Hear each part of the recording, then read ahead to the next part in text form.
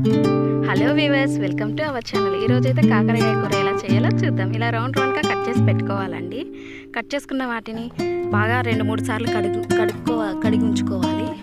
కడిగిన తర్వాత ఒక బౌల్లో వేసి పీసెస్ని ఒక బౌల్లో వేసి వాటర్ వేసి ఇందులో కొద్దిగా చింతపండు, కొద్దిగా బెల్లం వేసి అందులోనే పసుపు కొద్దిగా, సాల్ట్ కొద్దిగా వేసి ఉడికించుకోవాలండి. ఇలా ఉడికించుకోవడం వల్ల ఏమవుతుందంటే చేదు మొత్తం పోతుంది. చిన్నపిల్లలు, ఇష్టం లేని వాళ్ళు కూడా చాలా ఇష్టంగా తినాలంటే ఇలా చేయాలండి. ఉడికించుకోవాలి. ఒక పాన్లో పల్లీలు వేసి వేయించుకోవాలండి. ఇప్పుడు కొద్దిగా నువ్వులు, జీలకర్ర, మెంతులు వేసి వేయించుకోవాలి. పేస్ట్ కోసం వేయించుకోవాలండి. వేయించుకున్న తర్వాత ఇలా పేస్ట్ చేసుకోవాలండి. అందులోనే కొద్దిగా ధనియా పొడి, కారం పొడి వేసుకోవాలి.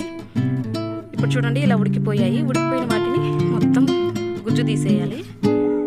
ఇలా తీసేయడం వల్ల ఏమవుతుందంటే చేతి మొత్తం పోతుంది. ఇలా తీసేసుకోవాలండి. ఒక పాన్లో ఆయిల్ వేసి పోపు కోసం ఆయిల్ వేసుకొని చూడండి, ఇలాగా వేడయ్యాక ఆవాలు వేసుకోవాలి. వెల్లుల్లి పేస్టు, ఆనియన్స్ వేసి వేయించుకోవాలండి. ఇలా వేయించుకుని బాగా వేగాక కరివేపాకు వేసుకొని వేయించుకోవాలి. ఇప్పుడు చూడండి, మనం ముందుగా రెడీ చేసి పెట్టుకున్న కాకరకాయ పీసెస్ని వేసుకోవాలి. ఇలాగా పీసెస్ వేసుకొని బాగా వేయించుకోవాలండి. ఇవి బాగా వేగాయి అని తెలిసాక టమాటాస్ కొద్దిగా వేసుకోవాలి. టమాటాస్ వేసుకొని బాగా ఉడికించుకోవాలి.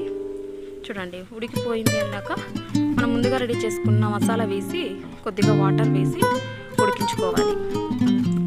ఇలా చూడండి, అందులో కొద్దిగా సాల్ట్, కొద్దిగా పసుపు వేసి ఉడికించుకోవాలి.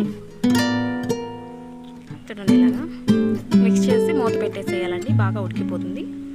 చూడండి, ఇలా బాగా చిక్కబడింది కూర. ఇలా కలుపుకోవాలి. కలుపుకొని చూస్తే చిక్కబడిందండి. చూడండి, చాలా అంటే చాలా టేస్టీగా ఉంటుంది. తినే వాళ్ళు కూడా చాలా ఇష్టంగా తింటారు.